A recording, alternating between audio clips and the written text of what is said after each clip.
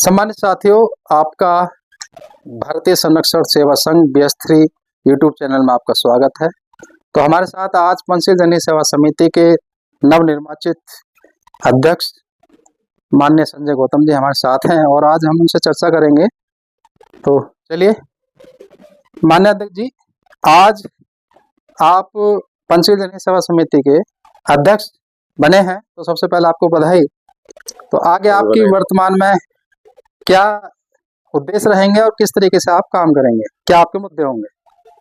सबसे पहले सभी को मैं शुक्रिया अदा करता हूं, मुझे इस लायक समझा।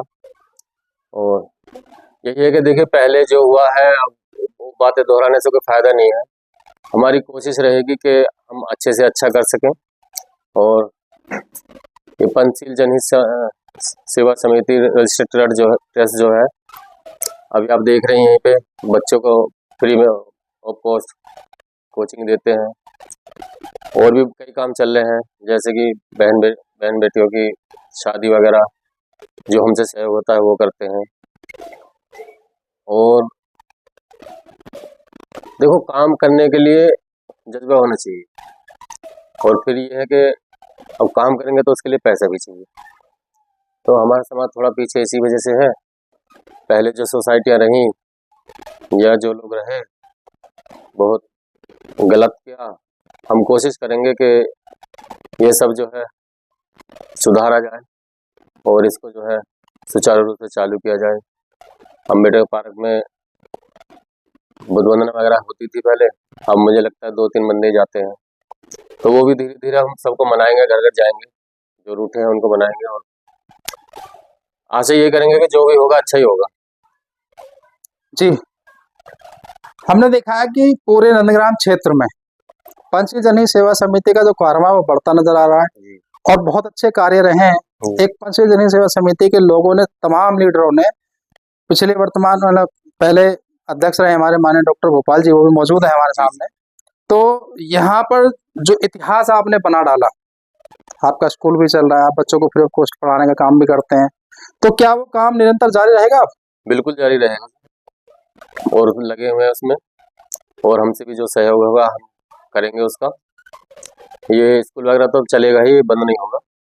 और इसके साथ हम एक हमारा महिला कैंडर है, तो उसमें भी जो है कुछ नया करने की सोच रहे हैं।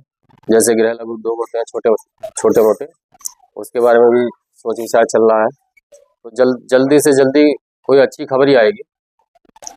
और बाकी मैं यही चाहूँगा कि जो हमारा समाज है नंदग्राम के अंदर, काफ़ी अपने बहुजन समाज के लोग रहते हैं, तो मैं हाथ जोड़ के विनम्र निवेदन करता हूँ कि भाई एक मंच पे आएं और हमारी धरोहर है, इसको बचाने का काम करें और तन से मन से धन से साथ रहें। और देखो, अभी तो जो है एक वो भी चल रहा है कि एक रहोगे तो सेफ रहोगे। तो मैं ये कहना चाहता हूँ कि भाई अब तो समझ जाओ, वरना फिर सरकार भी ऐसी है, कुछ भी हो सकता है। अच्छा देखिए, एक सवाल और है मेरा।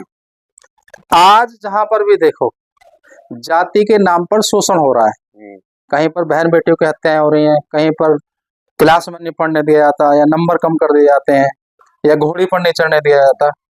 तो इस देश में जाति खत्म होनी चाहिए या नहीं? नहीं, जाति खत्म होनी चाहिए और जाति प्रयास रहेगा, जाति खत्म होगी। जो आपका चैनल ये BS3 है, ये इसी पे काम कर रहा है और आपको बहुत बहुत साधुवाद। और ये देखो, खत्म होगी, लेकिन खत्म तभी होगी जब लोग एक होंगे, इकट्ठा होंगे। क्योंकि इसे सरकार के रहते हुए सरकार तो चाहती ही नहीं, क्योंकि सरकार में ही ज़्यादा अत्याचार हो रहे हैं बहुजन समाज के पास, दलितों के पास। और दलितों में ये नहीं कि एक ही समाज है, 6000 जातियाँ हैं। कहीं ना कहीं जो अपने आप को ठाकुर समझते हैं, गलत फहमी में है कि मैं तो बड़ा हूँ, उनके साथ भी हो रहा है। तो मैं ये कहूँगा सभी भाइयों से कि एक हो जाओगे तो ज़्यादा अच्छा होगा। और जाति मुक्त भारत बनाने की हमारी कोशिश है, तो इसमें बढ़ चढ़ के हिस्सा लेना होगा। बहुत बहुत धन्यवाद अध्यक्ष जी।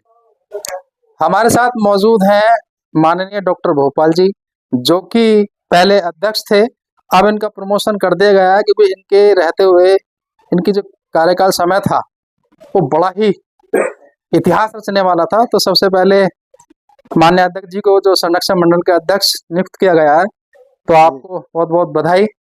तो अध्यक्ष जी, सभी को बहुत बहुत साधुवाद। नमो बुद्धाय, जय भीम, जय संविधान। अध्यक्ष जी, आप संरक्षण मंडल के अध्यक्ष नियुक्त किए गए हैं जी।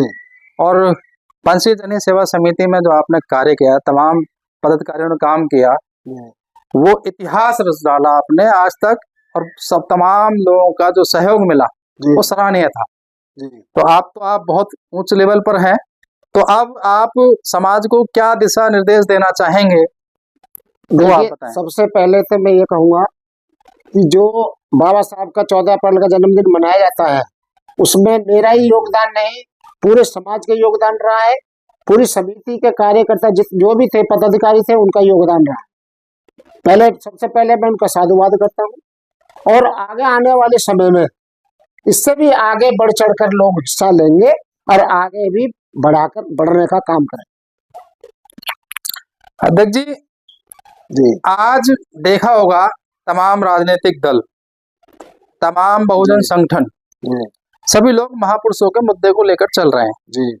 जिसमें से एक हमारा अपना भी ट्रस्ट है, पंचशील जनहित सेवा समिति रजिस्टर्ड ट्रस्ट, जो कि नंदग्राम क्षेत्र में काम कर रहा है।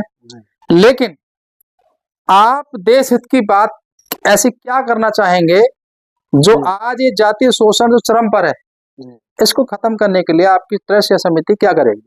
देखिए, हमारे जो ट्रस्ट चल रहा है, हम जाति खत्म करना चाहते हैं कि जो हमारे आगे जो आने वाले जो पीढ़ी है उनको भी परेशानी ना आवे। जैसे कि आज जाति के नाम पर जो है और ठाकुर समाज है, ब्राह्मण समाज है, जैसे कि गरीबों की घोड़ी पे नहीं चढ़ने देते या बारात नहीं चढ़ने देते। अगर जाति मुक्त देश हमारा होगा तो किसी को भी परेशानी नहीं आएगी, नहीं पता लगेगा कि भाई कौन जाति का है कौन नहीं है।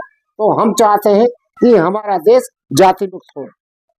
तो ये जातियां आधिकारिक तौर पे खत्म होनी चाहिए सरकारी अभिलेखों में से, या व्यवहारिक?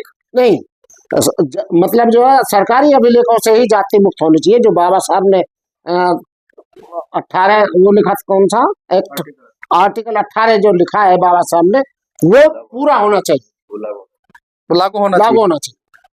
तो आज तक इस पर बहुजन संगठनों ने काम क्यों नहीं किया? देखिए, बहुजन संगठन ने काम, मैं आपको बताऊंगा, आपस में सब एक दूसरे से जो फूट पड़ी हुई है। अगर हम सब सारा बहुजन संगठन एक हो जाएगा तो जाति मुक्त एक भारत बनेगा। बहुत बहुत धन्यवाद अध्यक्ष जी। जैसे कि पंचशील जनहित सेवा समिति ट्रस्ट फ्री ऑफ कॉस्ट बच्चों की पढ़ाई कर रहा है, और आने वाले समय में जो अभी भी गरीब लड़कियों की शादी भी फ्री ऑफ कॉस्ट कराते हैं। और मैं ये भी चाहता हूं कि जो नगर निगम ने अंबेडकर भवन में कब्जा कर रखा है उसको भी मुक्त कराया जाएगा। आने वाले समय में हम लड़ाई आगे लड़ते रहेंगे और नगर निगम का कब्जा मुक्त कराकर ही रहेंगे, जिसमें हमारे साथ BS3 जो हमारी संगठन लगा हुआ है वो बिल्कुल एकदम धन्यवाद के पात्र है। ये मैं कहूँगा कि हमारा जितना भी समाज है सब एकजुट होकर सामने आने वाला है और आ रहा है, और ये आगे बढ़कर रहेगा। बहुत बहुत धन्यवाद। इसी के साथ नमो बुद्धाय, जय भीम, जय भारत। कि हम लोग जो बाबा साहब का बनाया संविधान, ये कहते हैं ना कि दलितों के लिए, पूरे देश के लिए संविधान बनाया है। कोई भी आदमी नहीं कह सकता कि एक जाति के लिए संविधान बना, पूरे देश के लिए संविधान बना, जिस पर आज भारत देश चल रहा है। इसी के साथ जय भीम, नमो बुद्धाय, जय संविधान।